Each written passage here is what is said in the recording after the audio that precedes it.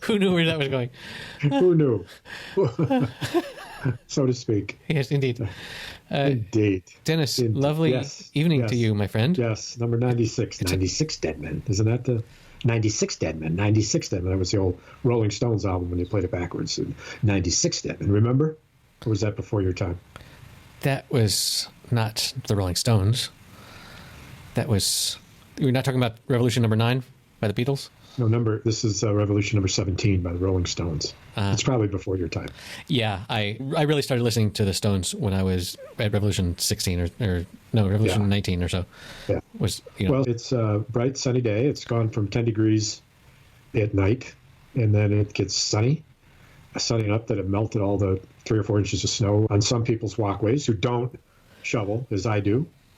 And it was nice. I wore a lighter jacket out today, and my sunglasses. A lighter jacket? So that's pleasant. A lighter jacket? A lighter jacket than my typical Sub-Zero winter jacket.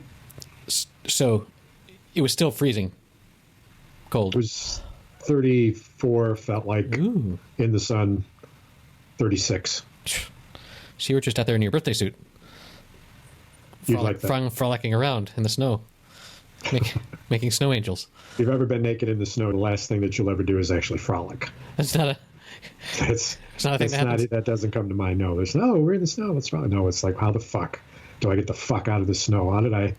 Why am I here naked? Oh, God. So naked in the snow is what happens in the parts of the country where I've been, where they have a sauna built in their backyard out of bent pine trees, large bent, with carpets and blankets and every manner of insulating material over the top of it that will get smokier than shit, with a pipe right up the middle of it where the fire that you're cooking with in there goes straight up, and you keep smoke to a minimum, but some they're so low that you got to crawl on your hands and knees to get in them. And when you get in, there's only enough room to sit on your butt with your knees up close. And it's so hot with hot red stones. Right. But the point is that when you crawl back out, you're crawling back out into 4 and 5 foot of snow, not surrounding your igloo like sweat tent. Hot tent. But just outside of that, right, you've got a lot of deep snow. And the idea would be to get out there when your skin is so red hot that it will sizzle, and you jump in the snow and you sink right down. Whoosh. Right. And if it's 4 foot of snow, it's like, where the fuck did he go? He was there, man, and there's nothing there but like steam. There's just a Dennis-shaped hole in the snow. Yes, like a which cartoon. Could look like anyone. It looked like a stick man. Well, I think Gumby. I think I could identify a Dennis-shaped hole. It looked like Gumby. Yeah. Yeah, that's for sure. That's a thing that they do in Iceland, where they have geothermal hot baths. In the snow. Yeah. In the snow. It's called Iceland. And they... Is that why? Yeah. Oh, who knew? But like no one pays for heating because they have enough. First of all, they're a socialized enough nation, a socialist nation, that they can share natural resources and not just be like every man for themselves. But they have so much just underground heat, which presumably means that eventually they're going to explode into the sky and it's going to be a huge volcano. But that's cool. But for now, they just have this. They just have this geothermal heat that can power like the whole island.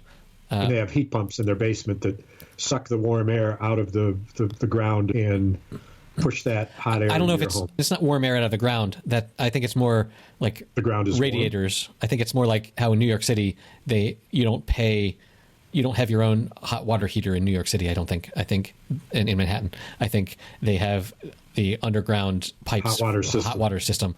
And you think the thermo is heating the hot water, yes, or you know this? I know this for a fact. I see. There are many weird things about Iceland, and that is one of them that I know. Do they dance as much as the people from Greenland, or is it completely different in that front? The irony is the names, that Greenland is mostly ice, and Iceland is mostly green. And that's why it's odd that they call us the United States. So we're not. Disunited, united. Ignited. Yeah, there we are.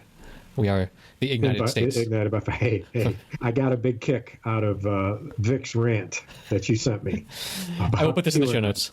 And the reason that I liked it is because when his voice gets to the top pitch and he's screaming and swearing about how the fuck could anybody in their God-forsaken, loving fucking Jesus Christ, holy shit life, it sounded exactly like a conversation I had with my younger brother yesterday, where he was screaming pretty much that into the phone so loud that he said, I have to stop. I just have to. He was so mad about how ignorant. Who could believe it?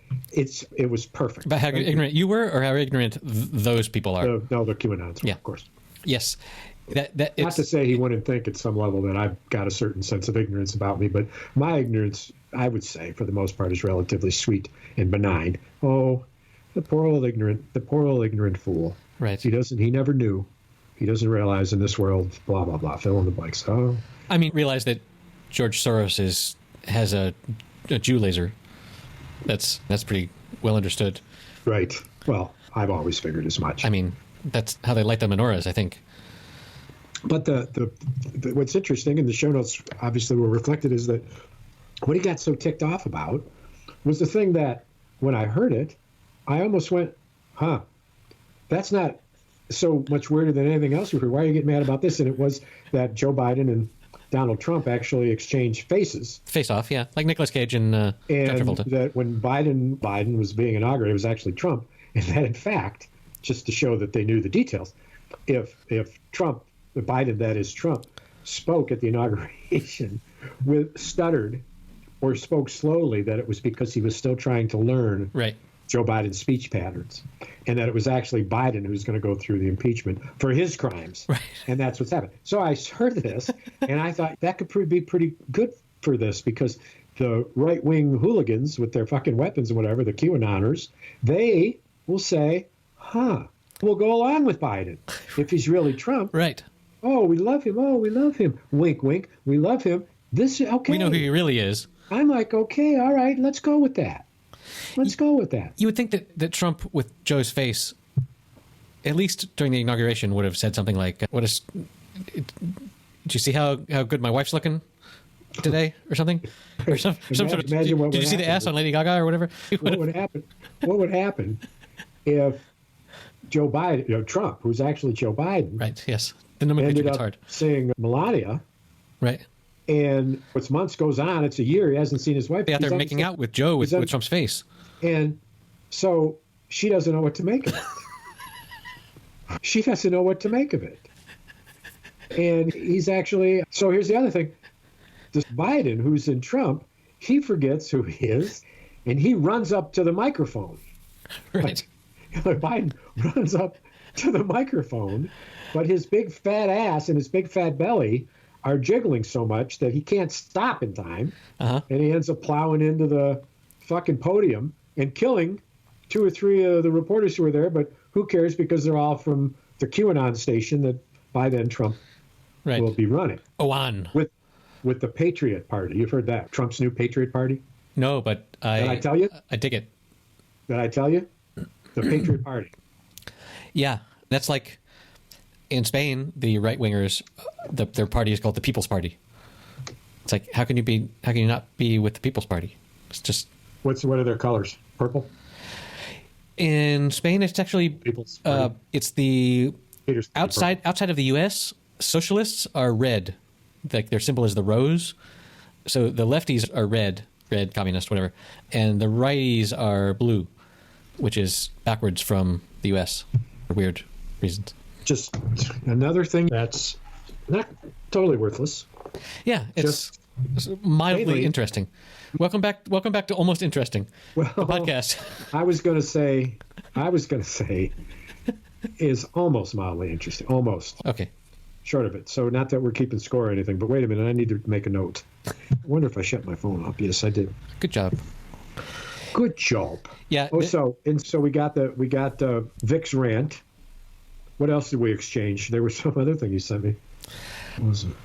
I sent you a guy in Georgia that was upset about. God, it was good. The Marjorie Jew laser lady. Sick and tired of being, just because he has an accent, to being somebody that would believe in such crazy shit. He is on fire. It was really good. Is a hootin' hootin' flame of fucking pissed off. I loved it. I sent it to a bunch of people. Nice. It's so authentic. Yeah, and it's so authentic. But it's not so authentic. It is authentic. But yeah, it's nice to have those stereotypes broken, or I don't know. There's another stand-up comedian who goes by like the hillbilly liberal or something like that talks in a Tennessee accent and about politics and stuff. I will find the show notes. I will find for the show notes that link. But yeah, and you know that there are people in those states that speak like that and are super intelligent and can see the truth and stuff, but they never get the mic. They never get the camera. Right. So there's a news feed that I found fascinating. It was about these two people who work in the Biden White House who are absolutely, painstakingly never publicized about their role, their names, their work, anything. And yet, as this report says, so do we have the inside scoop? This is the inside scoop about these people that no one knows about? Yeah. You're giving me right now? Okay. Yeah. Is that when this guy started writing an article about him, he called. And through the White House Communications Office, the word was, we strenuously and emphatically refuse to comment. Damn. And they quoted that, which was interesting because the communication office should have known that anything other than bland would make the news. So why would they say that? If they drew attention to it by being, you know what we call that? Too slick. Yeah. They're being too slick. Slick would have been no comment. Right. Period. Too slick was we emphatically. And so that becomes the story. It reminds me, I was interviewed once back in the day when I worked before this program. Oh, yes. Back in North Carolina in a newspaper call. I worked in the criminal justice system. I was up in state government, in a 2-3 low below the head of the department and in a decision-making role. And they called me up and they said, blah, blah, blah, blah, blah. And I said, no comment. They said, blah, blah, blah, blah, blah. I said, no comment. They said, blah, blah, blah. And they said, listen, if we don't have at least some kind of comment from you, we really can't tell a story. We're going to boom, boom, boom, boom, boom. And it's just a yes or no answer. And I said, and you said, fuck no. you. I said, no. I said, no. And the headline was, head of blah, blah, blah denies blah, blah, blah, blah, blah. And they built the whole story around me saying no to this one question. And it gets back to all that if you don't want to be interviewed, you don't say, absolutely not. In fact, you just say no comment. But what's fascinating more than the story, which I'm sure you're enthralled with, is that is the fact that they don't really want to be known. One is the chief of staff of Jill Biden, Dr. Jill Biden, mm-hmm. and the other one, I can't remember exactly, but you can find it and stick it in the show. But how different is that, where you've got these two highly qualified people who Trump doesn't push back in the day where he would push them out there. Right. Like Burks, or who's had to sit there and listen to the fucking bleach comment. These people, they don't. It's not what it's about. Right. It's about good government. They're doing work. You don't have to identify, everything. I don't know. I'm bummed that we won't be together for Super Bowl season this year, my friend. Yeah, that's been that hasn't been every year, but it's been many years that we're together. Super Bowl adjacent for sure. Yes. The Super Bowl this year actually is pretty poignant. Pretty what? I think poignant. Poignant. Yeah, it's going to have a baby within the next 9 months. Okay. Yes. 8 or 9 months. Is that because isn't this the first time that one of the teams is playing in their home stadium for the Super Bowl? Yes, it is the first time that, yes. And although there's every year, the home stadium team says maybe we'll be the first, and they never have been until this year. And this is the irony of it. The reason that they're there is because they hired Tom Brady, who they said would take them to the Super Bowl and be the first team that played the Super Bowl at home. That's why they hired Brady.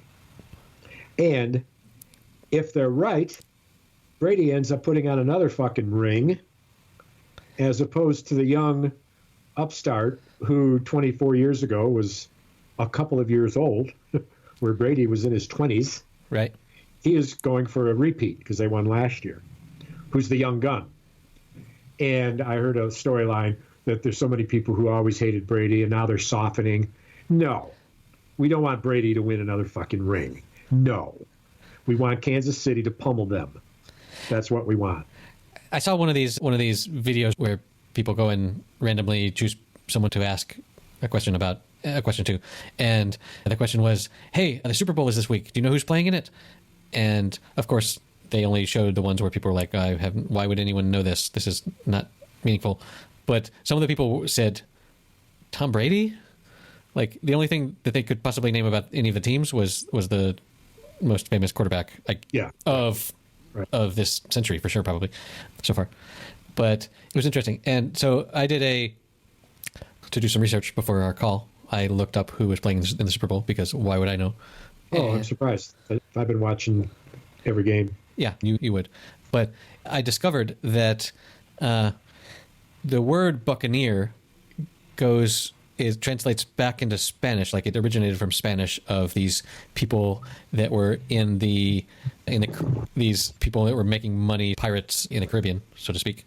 And I switched Wikipedia over to Spanish to see what what that word is in Spanish. And it turns out that the word in Spanish for Buccaneer is the word that in Spain is the word for Twinkie. Like the Twinkie snack is the dessert. Yes, dessert. I wouldn't call it a dessert after a meal, but yeah, it's an unhealthy snack. What would you call it? The Twinkie. But how long has it been since you've had a Twinkie? It's been a long time, many years. But the Twinkies are manufactured in Kansas City. And I was like, what? And which makes you wanna what? Go back there? Have a Twinkie. Yeah. No, but it was interesting that the name of the Tampa Bay team, when you translate it through Spanish, comes back to Twinkie, which is made in Kansas City. They're gonna deny this. So they're gonna post it on their bulletin board. They're gonna put a picture of you like a fucking bullseye target, and call you the anti-Twinkie fucking devil. That's serious shit. You're saying, yeah, that the Tampa Bay Buccaneers are Twinkies, are a bunch of Twinkies, yep. And they're basically bitches to Kansas City. Let me just, am I right? Is this what you're saying? They are, because I don't want it to be ambiguous. This sounds to me like what you're saying. Is that what you're saying? They are cream-filled snacks. Oh, and so for the Kansas City what Chiefs. You're saying is that you like to take one of their cream-filled snacks and eat it raw. I don't cook my Twinkies. To each his own. That's debatable. Each to his own. Yes.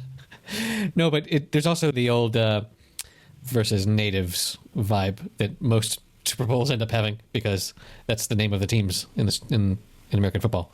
Is so many of them are named after Native American tribes. Not anymore. They changed Washington to the Washington football team. That's the last one. Really? Yeah. And that's what they came up with. And the Chiefs until further notice. Are what? The Washington football team. Yeah, and the Kansas City team is called what? Jefe. Yeah. I don't want to keep you. You wanted an early date, so I rushed home for my therapy session.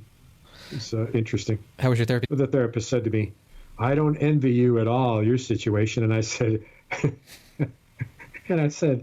I came here and paid you to hear you say that.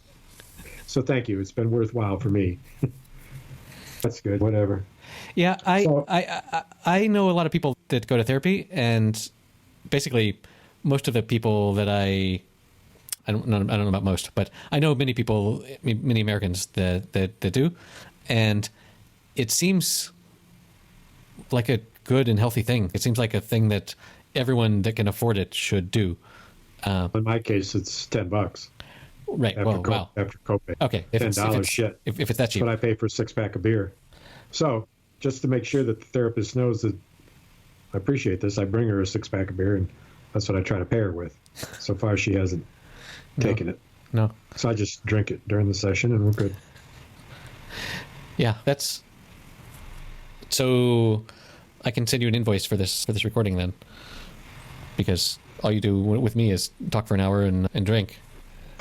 Complain about your problems. Oh, jeez. So, God, sounds pretty stark, man. I didn't know it was quite so black and white. Jesus, there's no nuance in that description. Don't try to colorize it. Don't try to put any. No, it is what it is. It's black and white. It's just drink for an hour and talk fucking stupidly. That's okay. But here's the thing. I wouldn't be here drinking and talking stupidly if you hadn't invited me. So I'm just responding to your call to arms, so to speak. Maybe I should be paying you then, because... Well, somebody's paying me. I'm getting checks getting envelopes with cash in them every week. I thought that was from you. Yeah, that's all the Patreon money at patreon.com/happy hour. It's all coming to you. Cha-ching. So still no more Your Honor, from what I can tell. We're getting close. You missed it. It came out. Oh, damn. Yeah. Number 8, which I will only say this since you haven't seen it, is that it is the courtroom scene. And the tale of the episode is how he ended up manipulating the calendar to get the court calendar to get the case, how between him and his gangster buddy. And then it goes into the court. And this is one thing I want you to look for. This is the first episode where we know for certain that your honor, his honor, is a fucking sociopath. Yeah. I heard an interview with Bryan Cranston on the Conan O'Brien podcast where they talked about how the similarities between the Your Honor character and the Breaking Bad character.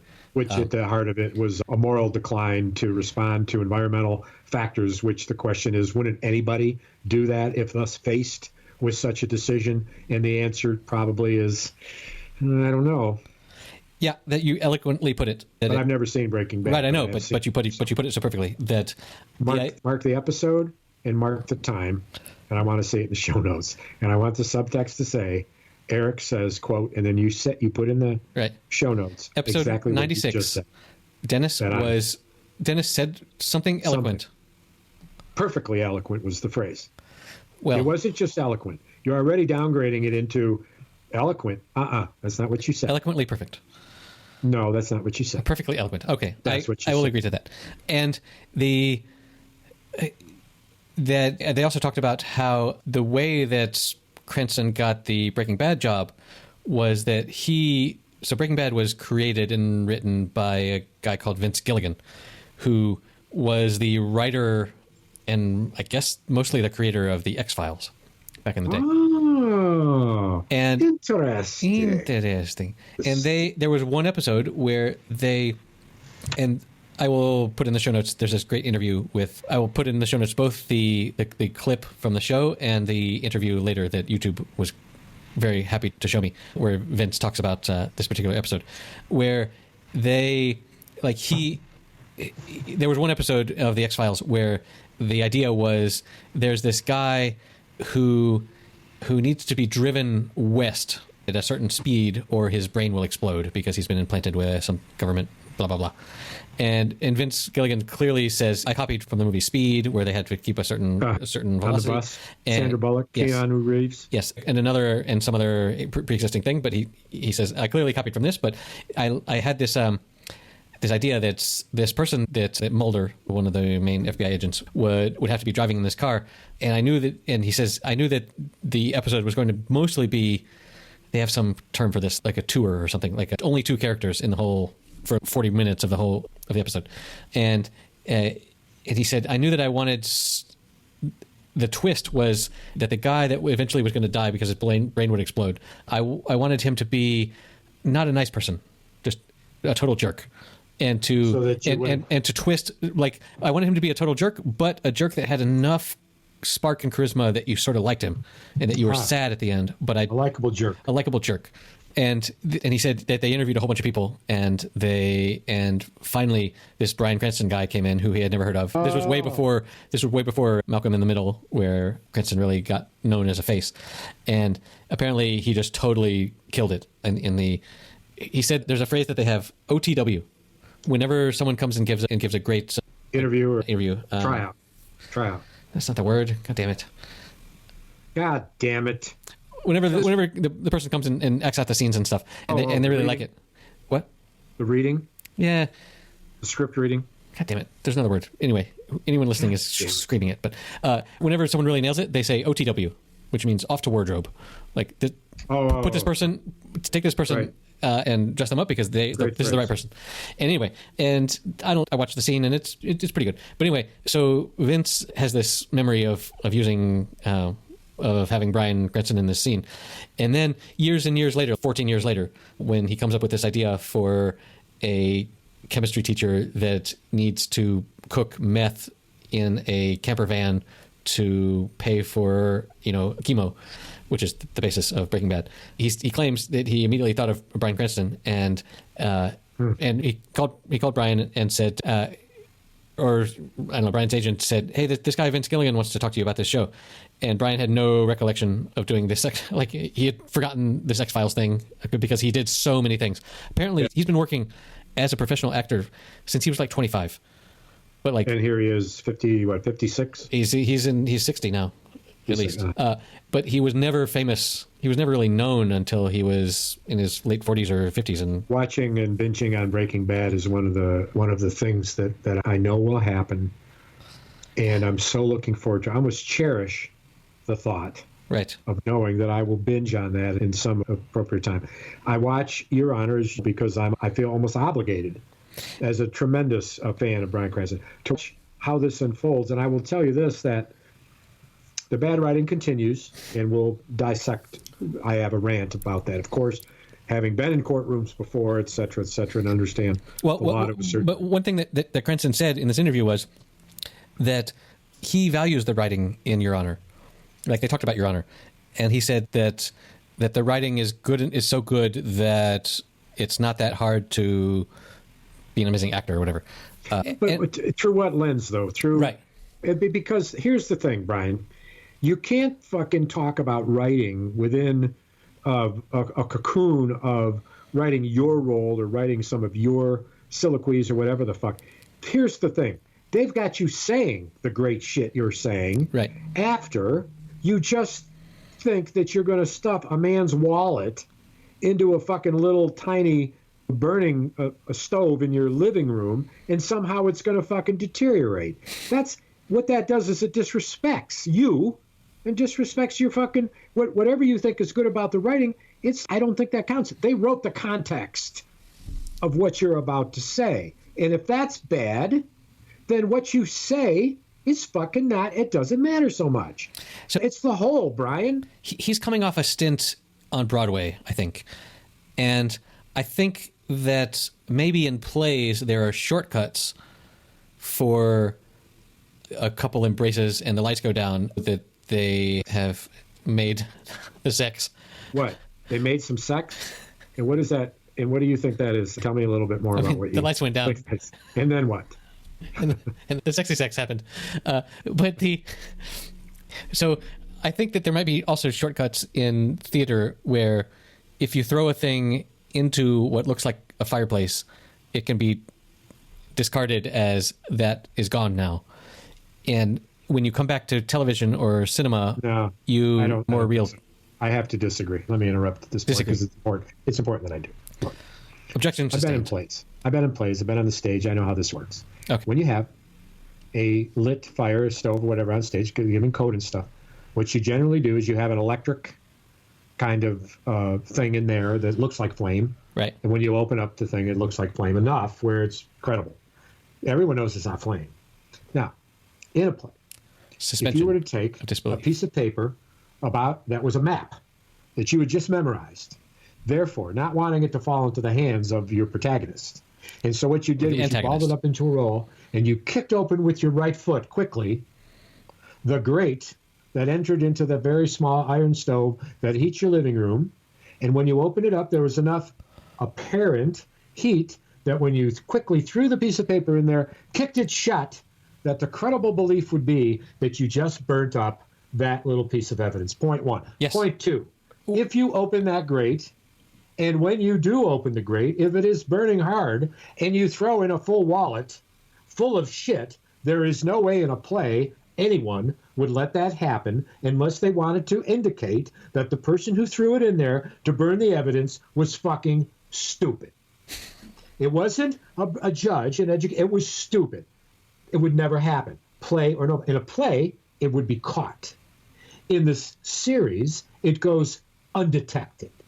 Even to Bryan Cranston, who I must say, if you're listening, I hope you will contact us, Brian. We want an interview. Are you kidding me? Do you not know the context that you threw the... And what? Is that because you're really a stupid character? No. You're a sociopath. That's becoming... Sociopaths aren't stupid. You're not stupid. You didn't get your fucking degree at Tulane or NYU, your beloved NYU. Oh, and by the way, go ahead, you decrepit fucking creep, that you open up your son's fucking mail as if it's okay to do that. You fucking dick. Spoiler.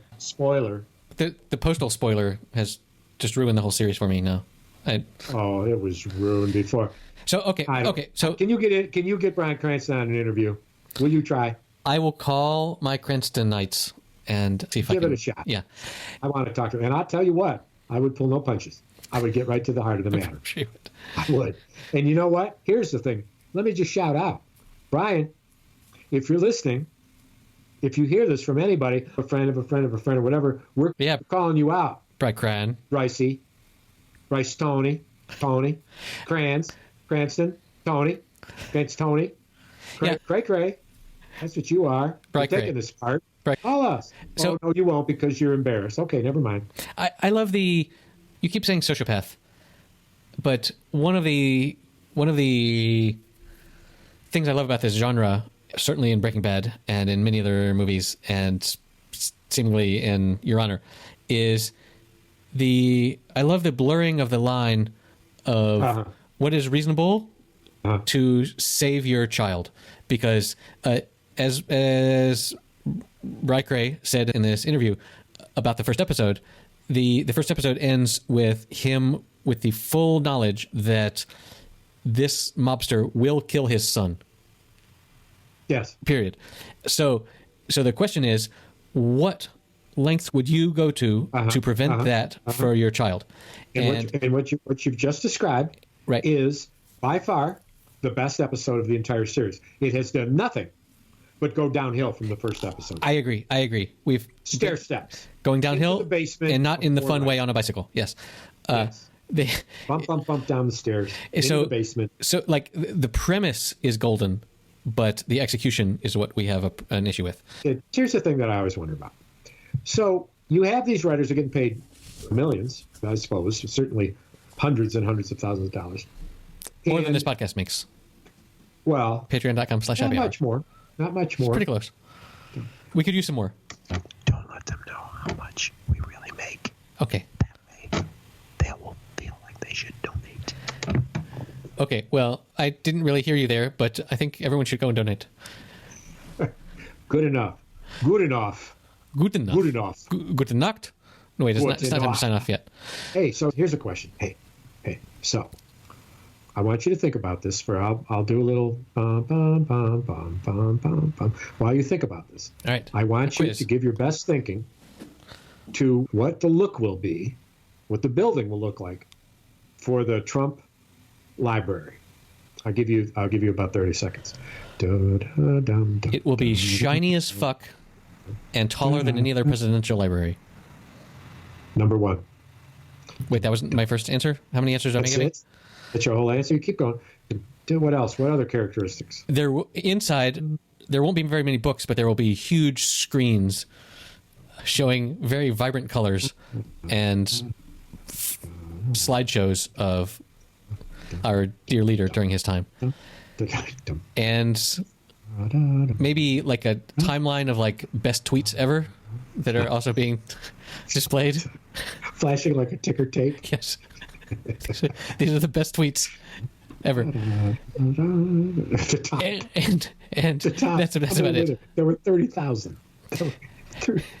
30,000. And you'll have to pay to get in, of course. Okay, so this is what I think.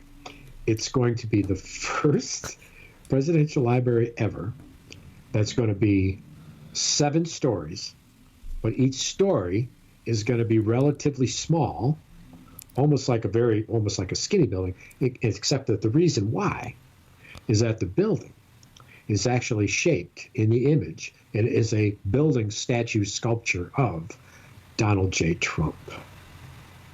When you walk into the building, you will, in fact, be walking through his garage. How many statues are there of him right now? I wonder. How many statues are there of him? We already covered statues of Trump. We already covered that Melania has had. I think they've taken it down now. Her horrible abomination of a wooden. They took it down? You remember? They set it on fire. The natives in fucking Slovenia. Where? Slovenia is where she's from. Slovenia. Burn it. That's so And good. I think after they burned it the first time, they put it up again, and then they burned it again. I think I read about this, and they took it down. But there must be a finite integer of how many Trump statues there are in the world, and I have We not. could do a whole series on it. I mean, up from the inflatable baby balloons. I don't know that I've seen a single one. a statue. A photo of us? Oh no, there was one where he was naked. That was a artist's. Oh my opinion piece. God. We talked that. We talked about that. There was a mushroom visible, but anyway, yeah. So we were talking about you went off to Trump's library.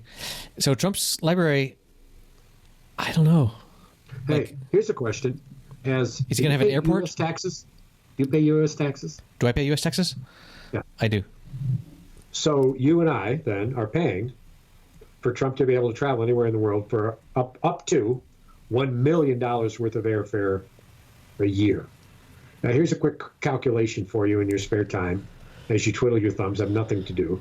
As you're editing this, I want you to go ahead, do a little math, and I want you to figure out, based on average flight, destination, hotel costs, what we're paying $1 million a year for. I suggest it's 25 or 30 trips anywhere in the world for a week in the most extravagant and best hotels in each of those locations. 25 trips a year. You're paying for that. I'm paying for that. How can we not be outraged by this?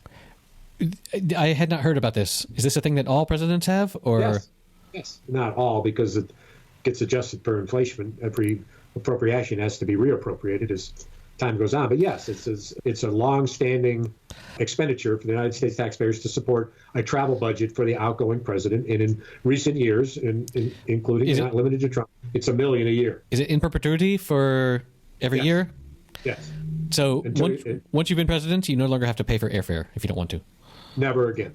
Right. And in fact, if you're also rich, as Obama is, as Clinton is, they all are, because they, learned how to make it rich. Obama's by writing two of the best-selling books of all time. That's all they needed. But when you have $1 million and you're already worth $1 billion, you don't fly somewhere. You have a jet. You rent a jet. Right. And why wouldn't you? Because if you don't, you can't very easily get there because you'll be swamped and it's dangerous and there's Secret Service. That's just not how former presidents travel. They travel by private jet. Okay. So $1 million doesn't go that far. But the point is, you know how much Trump has right now? He has raised between 250, 390 million through his PAC, and he's raised another 62, 65 million. He's in the tune of about 350, 400 million dollars right now. And all he's contemplating, his handlers are contemplating, is saying, we're going to go ahead and fuck around with primary races in the Republican Party where we can help these motherfucking QAnon cocksuckers get fucking elected. And if you don't watch yourself, if you don't pay fucking fealty to us, to me, in the statues come into play, how many are there? He could require a statue in every office he visits. He could say, I'll pay for it. How many do you have? I see two right in the view of the screen here. These are my smaller ones. I have a bigger one in the living room. Imagine a building that size. Right. Isn't there a building of Ho Chi Minh? Isn't there a statue of Ho Chi Minh that's like 250, 300 feet tall? I'm not sure. Check that out, man. Check it out. I certainly have busts of myself around the house because busts of yourself? My children need to know who they're. Or busts of your busts. I think the latter. I think the latter. We say we're going to the living room or bust, and they get to choose. And they get to choose. They say, "Oh goddamn, please, the living room." Oh, not another bust. Your busts are so bad. No, we don't want to talk about why you don't wear a bra. And you should. It's not about my chest. It's about my shoulders and above physique. So it's just obvious what we're talking. I've been watching a TV show lately. I think it's on Netflix, but maybe it's on TNT in America. It's based on a comic book that was made into a novel that was made into a movie before. It's called Snowpiercer. Oh. It's the general concept, and I already knew when I heard that title, somehow I had absorbed what that meant. The idea is that it's some post-apocalyptic scenario of Earth where the temperature has gotten so cold that for some reason everyone that survives has to be on this train that is driving through the snowy landscape, and some sort of concept like that you can't stop the train, like the train has to keep moving. And because if you stop it, it blows up. Everyone's dead. I don't know exactly what the reason why it can't stop is, and that's not really explained. But there's this moment at the beginning where, look, the world is coming to an end, and some people are able to get onto the train, and some people aren't. And of course, the super rich are all on the train already.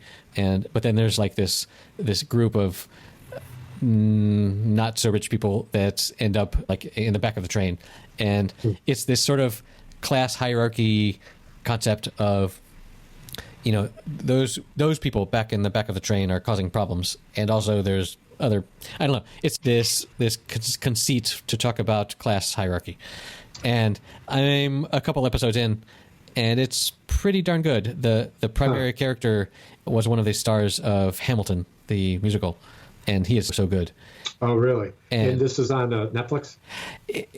I think it's on Netflix, or I think it was maybe broadcast on TNT. So if there's a way to stream any previous TNT content, you might be able to get that. But it reminds me, and I'm asking you if you've seen, there's a Jake Gyllenhaal movie where he stars as a member of the armed forces with special skills who's put into a machine that allows him to take over the body and the physical being of a person in time. So it's along the kind of lines of, you know, time travel, etc. And he's on a train that blows up. Yes. And he has 8 minutes. And it's like Groundhog Day, which we should have at least a parting reference to that icon, since it is, in fact, the Groundhog Day episode. It is. Our second one of our short-lived career. What are you drinking there, bro? Little shots of something. What is that? Little wiki. Little wiki. Wiki. So continue. Yes, I immediately knew what you were talking about. This is a movie from 2011 called Source Code. Yes. And source code, of course, is dear to my heart because that's technically what I do all day is write source code. But it would, therefore, I know enough to say that this movie has nothing to do with those words.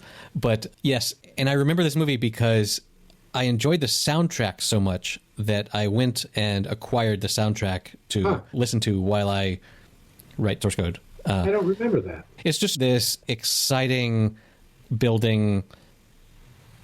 It's not exactly techno exactly, but it's an exciting soundtrack.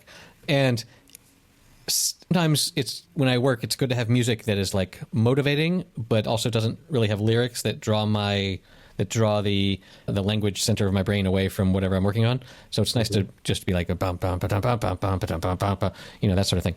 But you just did Mission Impossible. I did.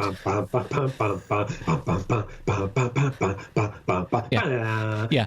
So that is basically what my job is. I suspended from the ceiling, and it's those were Martin Landau was the guy behind the envelopes, who was the smart dude who gave them their orders and ended up slipping them the envelope. It was interesting that very accomplished actor, Martin Landau, over the years. And I recall Rosemary's Baby. What did he do in Rosemary's Baby? Martin Landau. Anything, or am I imagining this? I am looking. There are no Martins in the cast of Rosemary's Baby. Huh. There's no telling where that came from. Where we're going, yes. So, anyway, I recommend Snowpiercer if anyone's listening, and to you, Dennis, if you're listening. I see it has gone down in this hour. We have, in fact, reached a momentous occasion where we've been up and down in our listenership. But there is evidence in our rather listenership strange data that drops down for us that it appears that there may have been as many as 44 clicks. Now, here's the question. Click in, click off. Click in, click off. Click in, click off. Yeah. Click in, click off. Who knows? Or click in. Shh. I saw a map of our listeners like one of the data sources that we have somewhere showed that we had quite a few listeners in Los Angeles, California. Huh. So I'm just saying, maybe Brian Cranston, talking to you. Is that where he is? In LA? Where would he be? Where would he be? This is what's happened, and you don't know this, but I'm going to explain this to you. Last week, this is why this happened. Right, Craig. Everybody who listens knows that I live in Michigan, and that not too far away from here is Detroit, the home of the Detroit Lions. And the Detroit Lions just traded quarterbacks with the Los Angeles Rams. As everyone knows. And the fellow by the name of Goff is coming to Detroit, and a fellow by the name of Stafford is going to the LA Rams. This is why they're looking for insight into the trade, which I can give them, and you can't. So, are you ready? For the insight into the trade? Yes. From the Lions to the Rams? Yes. And why it has resulted in increased listenership from LA. I just told you why. They're looking for insight into the trade. Okay.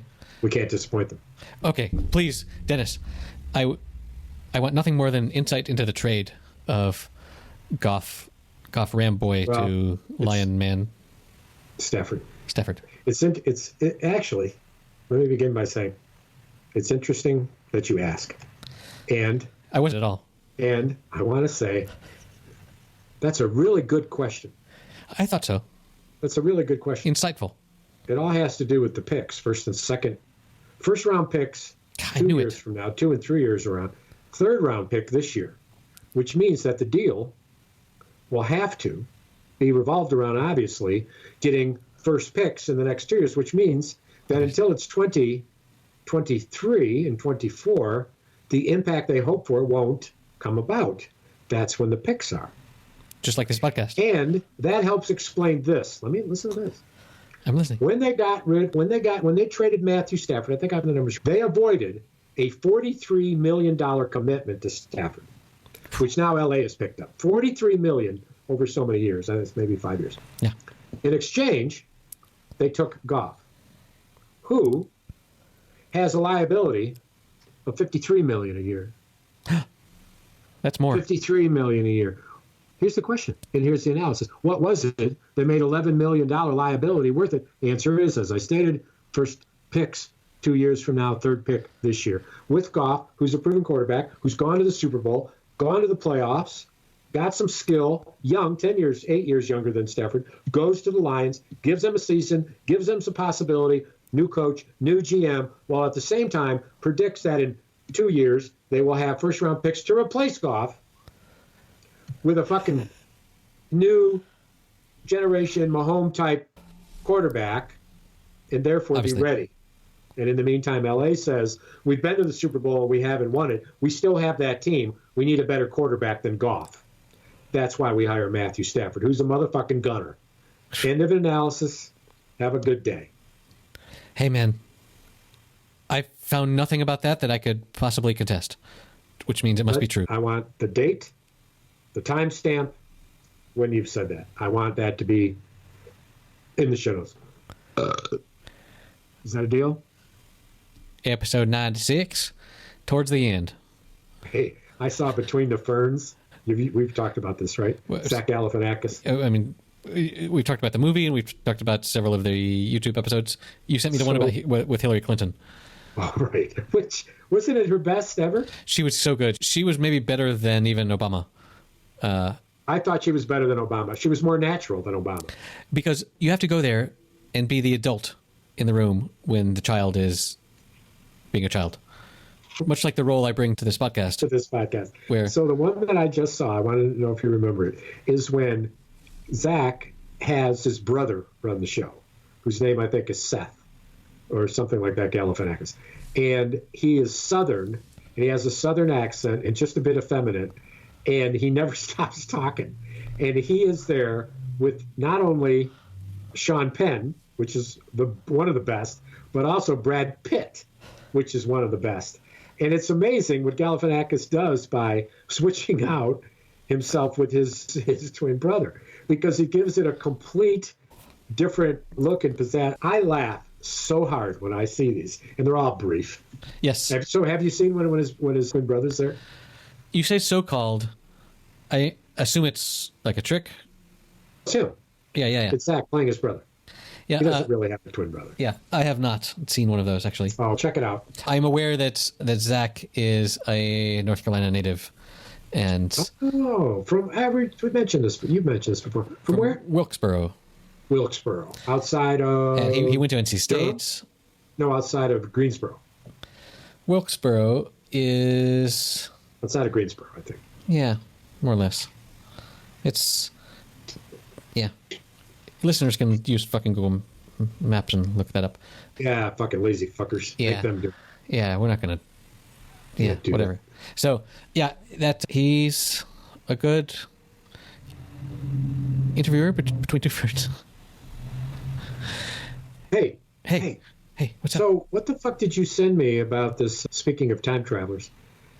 The lyrics. Yes. Tell me about this, because I didn't quite get it all. Okay, so this appeared, as I just mentioned, on the show Snowpiercer. There was this... one of the episodes included this jazzy version. Like, you can imagine in these future apocalyptic times where people gather around and listen to sort of jazzy covers to existing pop songs. And there's this song by... Blues Traveler. No? There's this song from 1975 by a band called Murray Head, and the lyrics go, "Say it ain't so, Joe." That's the name of the song. Say it ain't Joe. Say it ain't so. They told us that our hero has played his trump card. He doesn't know how to go on. We're clinging to his charm and determined smile, but the good old days are gone. Like, fuck, if that wasn't the last 4 years, or all of Trump's messaging. And Trump, the word Trump is capitalized. No, I did that. I did that. Oh, what? You can't do that. You didn't listen to the... You can't do that. Yes, I did. What? He didn't shout the word Trump. I capitalized the word Trump because it made the whole thing better. But he says, the image that the empire may be falling apart, the money has gotten scarce. One man's word held the country together, but the truth is getting fierce. Jesus. Say it ain't so, Joe. We pinned our hopes on you, Joe, and they're ruining our show. And then it goes on. But this will be in the show notes, the link to the YouTube. It's not really a video. It's the lyrics for this. But it's so, like, what? Right. It feels, that's what someone from 1975 would say. Right on, man. Right. That's me. Right? Oh, yeah, you were there. I was there. Right on, man. That's right on. That's so 25, that's so 46 years into the future, man. Ooh, another one. Whoop. Just like the other one. What year was that? I don't know. Oh, man. Say it ain't so, Joe. Say it ain't so, Dennis. Say it ain't so, Joe. Oh, say it's a lie. The man's played his trump card. It all was a lie. Well, say it ain't so, Joe. Don't let me down. He played his trump card, and we've hit the ground. He spent all his money. He's got some left. And if we're not careful, we'll get what we get. Whoa, say it ain't so, Joe. Oh, don't let us down. Oh, say it ain't so, Joe. We don't want this fucking clown. Amen. See y'all next week, bro. That's it for episode number 96. You can find the show notes at happyhour.fm/096. You can help support our lovely program at patreon.com/happyhour. We would love that. And if you'd like to contact us, you can find our contact information at happyhour.fm. And everybody just be good to each other. And we'll see you next week.